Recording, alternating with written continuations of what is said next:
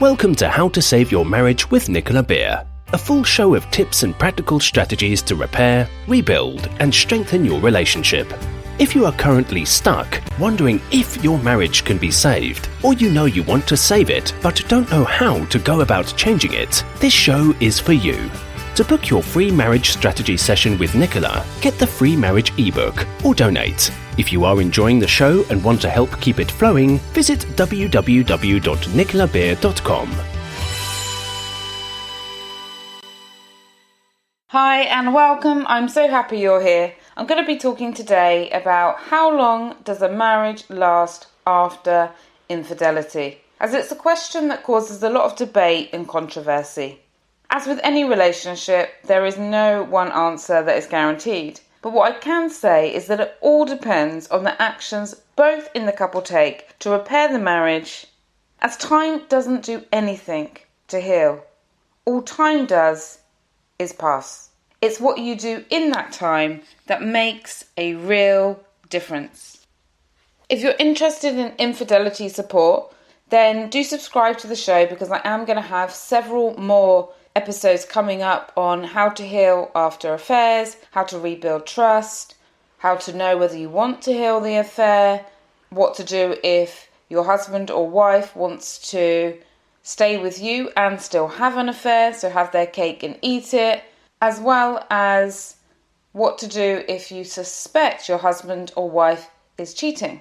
And if you like videos on these topics or any other marriage topics, do check out my new YouTube channel, Nicola Beer. If you would like to watch videos 3 to 7 minutes each, as well as this podcast, or instead of this podcast, then I invite you to check out my YouTube channel as well. So going back to how long does it take for a marriage to heal after infidelity, or how long does a marriage last after infidelity, I'm going to be sharing about a recent case study. A recent couple that came to me for marriage coaching online, and how we saved their marriage after years of their expat husband cheating on his wife by going to different massage parlours across Singapore, Hong Kong and Shanghai.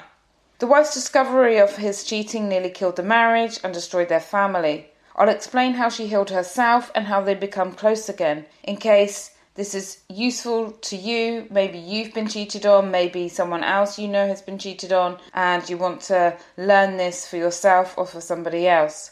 And whilst you may not have been cheated on with a prostitute or a masseuse, the steps can be relevant to all infidelity. In this episode and in the next one coming up, I'll be sharing some general tips on getting past the affair, what to expect in terms of the healing process. And the information that I may share with you today may seem basic or obvious, but in times of crisis, sometimes we need to hear those very basic things to feel that what we're going through is normal and we're not alone. And I will say, in my experience, more men cheat with a masseuse, escort or prostitutes than women. Definitely in the experience I've seen. Of course, it may be different. And I tend to find that women tend to have more emotional affairs, and if they start physical, it tends to be with someone like a personal trainer, a sports coach, someone they've met through parenting activities like a teacher or a single dad showing up. That's what sort of the women that have been cheating I've come across. And when it comes to workplace affairs, I find it's quite equal. Men and women cheating with work colleagues or strangers or exes on social media is also both common for both men and women. So what do you do if your husband or wife has cheated with a masseuse, prostitute, escort? Let's look at the case study of Chris and Karen. Names changed for obvious reasons. So they've been married for 8 years and they have 2 beautiful daughters.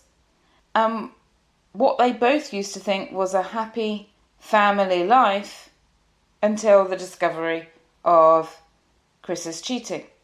They were the kind of couple that all people told them how envious they were of their lifestyle, of their relationship. Chris and Karen were both very successful in their jobs. They took regular holidays. They lived as expats in Singapore and then Hong Kong. Life was good. Until that day that Karen discovered Chris's secret affairs with massage workers, or prostitutes, as Karen liked to call them. Even 3 months later, Karen still couldn't talk about it without getting a lump in her throat, because she remembers exactly how she felt that horrific day after discovering Chris's infidelity. Chris had left his phone charging, and she noticed his phone kept vibrating. So she went to check it, as she normally would, in case it's one of his friends or family trying to contact him. And when she opened the phone, she saw a WhatsApp message saying, "I've changed my number, contact me for massage services, special offers and discounts available." And the girl was half naked. Karen's heart sank. She was in shock. She couldn't believe that a girl from one of those sleazy massage parlours was texting him. And he had this number saved. And a prostitute had sent a naked photo of herself in the message to her husband. Karen remembered freezing for what she felt like hours. Her initial reaction was utter confusion and pain, and then she felt the urge to cry. She felt like she could feel her heart breaking physically into a million pieces. How could he do this to me? How could my Chris cheat on me with a prostitute? She thought. She couldn't believe it. How could he do this? What does this mean? What on earth is this lady messaging my husband? He would never go to a massage parlour, surely. He walked in and saw her with his phone, and the look of horror on her face, and asked her what was wrong. But she couldn't hear him. Her mind was working in overdrive, and she started questioning herself. Was I not enough? Did he not find me attractive? Has he really been having sex or happy endings in massage parlours? I wonder how long he's been going. Was our sex life not good enough? She felt so sick to her stomach. She handed him the phone and the message, and immediately he began to apologise. But she just couldn't hear him. Nothing he said would make her feel better and undo what she read. She walked away and cried for what seemed like hours, whilst also taking Chris's phone with her into the bathroom, scrolling and looking for signs on Facebook, Instagram, WhatsApp, for any other signs of cheating. Chris, unable to come up with a reasonable answer to the messages, he tried to explain. First of all, he said they'd only been once.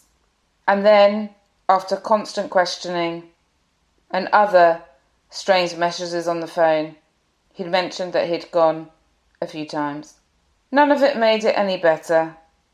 His excuses made no difference. The one person she had loved, admired, held on a pedestal, trusted completely, had hurt her so badly. Her heart was shattered into pieces and made her feel insecure and completely lost. And then she was confused with questions about the marriage. Was it all a lie? Did he really enjoy sex with her? Should she end the marriage now? She just couldn't understand why he'd done it. She had always said right from the beginning, right from when they first met, that she would never tolerate cheating, ever, let alone paying for it. She was completely humiliated. But then on the other hand, he was the father of her two beautiful girls. How could she break up the family and take the girls away from their father? How would she explain it to the girls, to his parents, to her parents? Her life felt like a complete mess. She felt like a complete mess. Before she saw me, she decided to try and work things out on her own, to see how she felt day by day. But she found that she just couldn't let go of the anger towards him, and it was eating her up. Things that wouldn't normally affect her became big issues. She lost all trust in him, about everything he was doing, and she felt angry most of the time. For example, if he said he was going to put petrol in the car, she would either call him randomly to make sure he was actually getting petrol, or she would ask him to send a photo when he was out and about. She just couldn't trust a word he said anymore, and she didn't like being like that. She also found that she was getting angry and snapping at the children over the smallest things. Anything could set her off into tears, anger, or silence. When it came to the relationship, she couldn't bear for her husband to touch her, most of the time. And other times she longed to be touched. And what messed with her mind even more, and made her even more angry, was that on the one hand she never wanted to have sex again with him, and on the other she felt so lonely and worried if they didn't have sex, she would push him back to cheating at the massage parlour. When she came for me for help, she hadn't slept properly, was barely eating, and was snapping at her children. She felt ugly no matter what she wore or did with her hair and makeup, and just couldn't be bothered to make any effort, which wasn't like her when it came to how she looked. She couldn't decide whether to give her husband another chance because she hated him and she found him disgusting when she thought of women touching him. But on the other hand, she deeply loved him, and she could see in his eyes how sorry he was. She also started to attack herself, thinking perhaps she was too old-looking, too conservative, too much of a mum figure. She was suffering all alone with this because she didn't want her family or friends to know, but holding the secret inside made her feel even more angry at him, because it's not my secret to carry, she felt. Then she came to me for after-affair recovery counselling. The first thing me and Karen focused on was clearing out the anger that she was carrying. I talked men and women through my 10 healthy ways to let out anger, and she chose several from this list that she wanted to do. She went swimming and screamed underwater. She came to our online affair counselling session with a bat and a cushion to punch and bang out the anger with me to just free herself from it. She also wrote a letter to Chris that she was not planning to share with him, but to read out loud to me to just say it and free herself from it. As it's so important for healing to get the anger out of the mind and body. So I invite those I work with to choose their favourite of the 10 ways to let go of the anger and stress that I give them, where I hold that safe place for them to release it. Next, I did a guided meditation for her to help her sleep better, feel calmer, that she could listen to again and again by giving her the recording so that she could listen to it at night, because she found that as soon as her head hit the pillow, all these thoughts would come up and she'd want to check his social media, or she'd wake up in sweats of anger and hot sweats. And then later I did another calming meditation for her to feel more confident in her body and happier, to get back to herself again, as she had felt that she had lost herself after discovering the affair. Then we spoke about the relationship at length, her dreams, her love for him and their sex life, her future goals if they stayed together, hoping that if they did stay together, their relationship would even be better than it was before.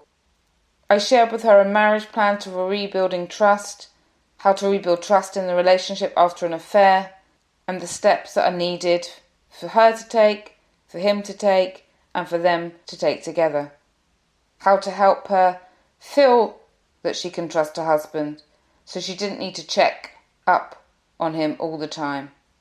I also helped her to stop negative thoughts of the affair coming up, to stop images of the affair and the lady she saw on the phone, and the images she made up in her head of the two of them together, as she was stuck with repetitive thoughts after the affair, coming up again and again. And this is something, unfortunately, that many people go through. Many people have repetitive images in their head, either of things they've stored from actual messages they've read or seen, or images that they've created as a result of reading such messages or hearing such things.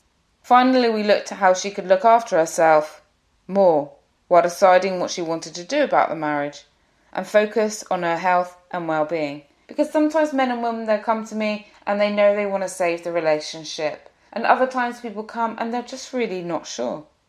So it's really important to focus on feeling good in yourself, getting a good night's sleep, eating well, or things like that. After a few weeks, she felt better and ready to see if her marriage could be saved after the affair, as the anger was gone and she was sleeping and feeling better about herself. She decided, yes, I do want to give the relationship a go, because she could tell that Chris was genuinely sorry for what he had done, and every time she looked at the girls, she felt they deserved a happy family life. And she still loved Chris so much and wanted their marriage to work. She didn't know if it would be possible, but she wanted to try. And she was really confused at whether she would be able to sleep with him again and have a good sex life. So we discussed how to make that happen as well. As she would tell you, some days were great and other days were awful. The hardest days were when her friends and family told her how amazing and lucky she was to have a husband like Chris. Inside she felt like shouting, "No, he bloody isn't great," but she just had to let that pass. And sometimes she felt numb. She felt nothing at all, and all she wanted to do was stay in bed all day and not face the world. And she was worried that she wasn't herself anymore. After the first month of after the affair counselling, she felt like she had turned a corner, and she was in touch with me much less than in the beginning. At the beginning, because I offer unlimited email and messaging support, she was sharing with me when she felt good, when she felt confused, because she just found it easier to just have somebody to just share the emotional roller coaster that she was on, getting the thoughts out of her head rather than leaving them going round and round and round. When Karen decided yes to saving the marriage, Chris came for after affair support as well, and I guided him on actions to help his wife heal. We worked on the steps as well together to make the marriage closer, stronger and happier through positive actions that they both agreed on. Unlike traditional marriage counselling, we did not go over what happened or why it happened again and again. Now that is important at the beginning of discovering an affair. After that, it's about how to make the person who has discovered the cheating to feel safe and secure. Safety is needed for happiness. Like most men and women I work with who have been cheated on, Karen found that the meditations were really powerful in her healing journey, to feel at peace, to relax, to sleep, and the actions they decided together to rebuild closeness and trust, the most powerful for the couple work. They liked my approach because they felt that they were moving forward rather than backwards. Karen still finds herself crying at times, which I believe and say is healthy. Crying is the body's natural way to release emotions. It's a natural process.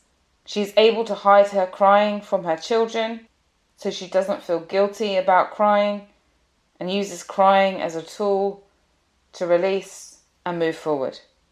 Holding on to anger and sadness inside the body is bad for the mind and body, and often people then suffer with the affair for longer.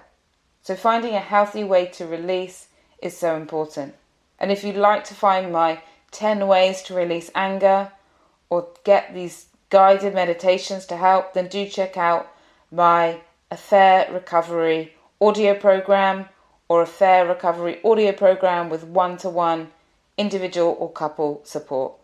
After I took Chris and Karen through my affair recovery program, they felt better and happier, and they shared positive steps that they could take to reconnect and make more special memories together.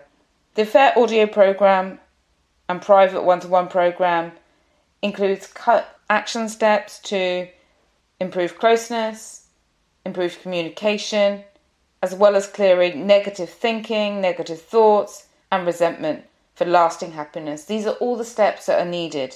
You can't really miss a step. You can't just go on a loving date night. You can't just go and have a wonderful holiday, although that might be the first thing you think of.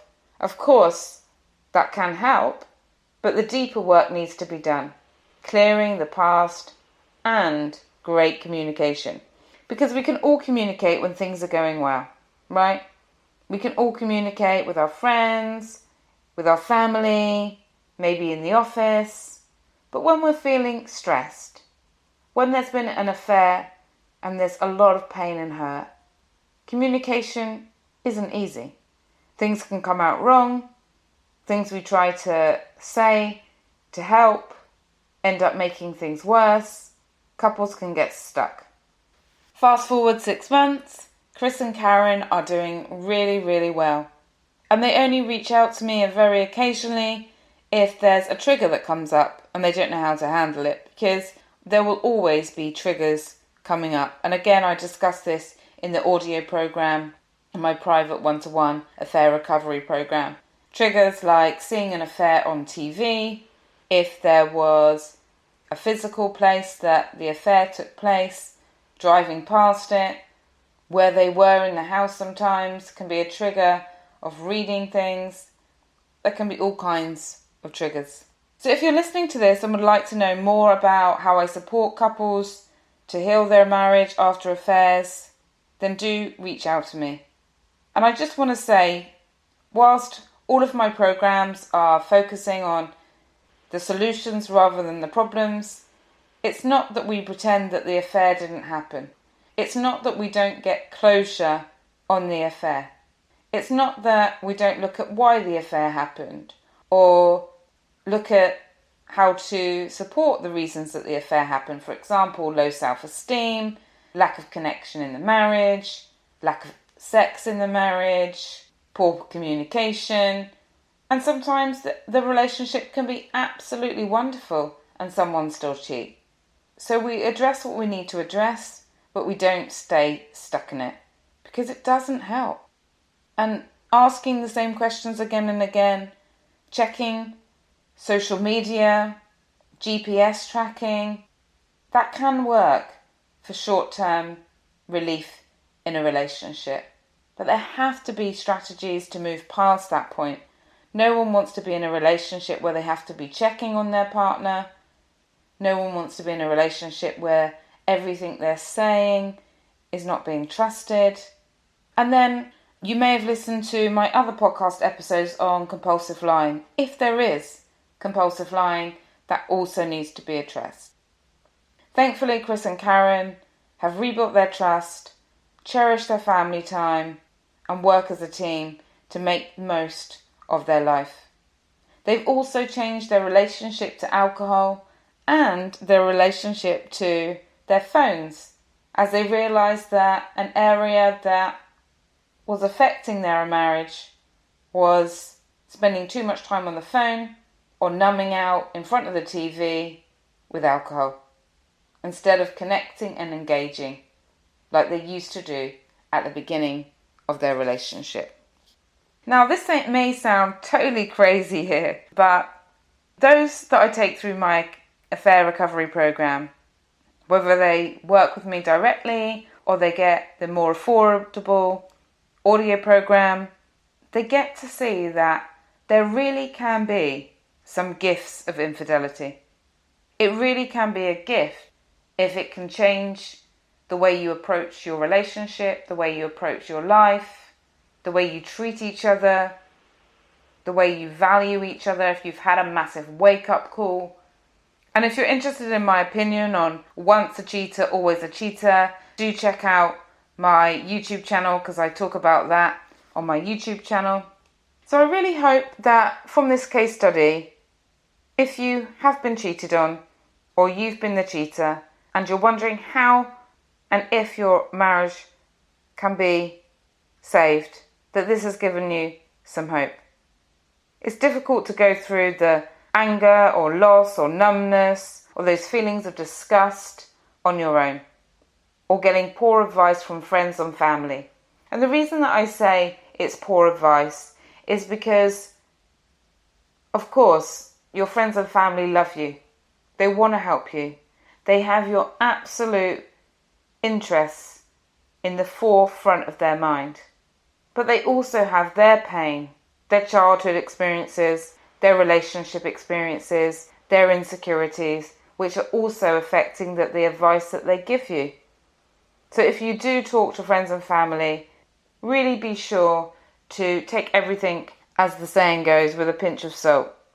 Accept what you like, reject what you don't like. And of course, confide in people that you can trust, because the last thing you want with everything that you've got going on is worrying about other people talking about you behind their back when you're already going through so much.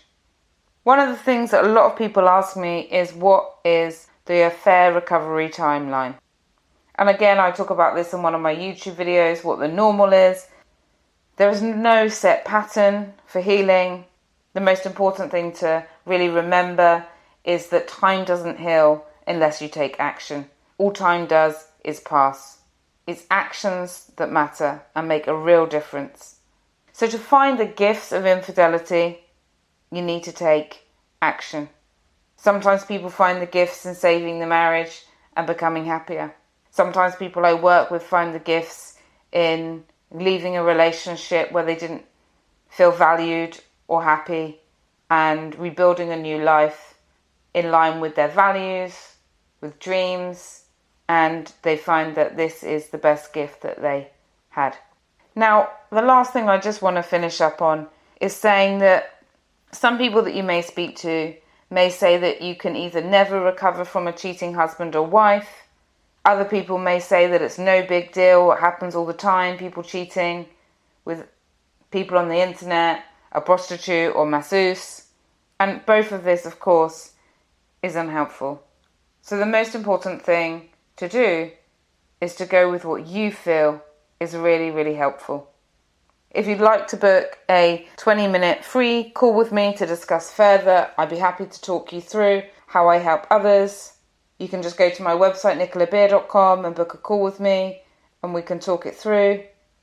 And if you do nothing else after discovering your husband or wife has cheated on you, please love yourself as much as you can. Do things to boost your confidence. Do things to physically look after yourself. Make sure that you give your body, your mind, what it needs to recover. Because it's so painful going through that emotional roller coaster. I like to say, and you've probably heard me say this before, treat yourself like you have the flu. If you had the flu, you would sit on the sofa, cover yourself in blankets, eat good nourishing food, not expect yourself to be the best parent, the best worker. You would just allow yourself to just relax and recover. And allow yourself to relax and recover. So like I said, do reach out to me if you would like any support. And if you have any questions or suggestions for podcast episodes, for YouTube videos, I'd absolutely love to hear from you. You can contact me at nicolabeer.com. Have an awesome day ahead. Lots of love. Bye.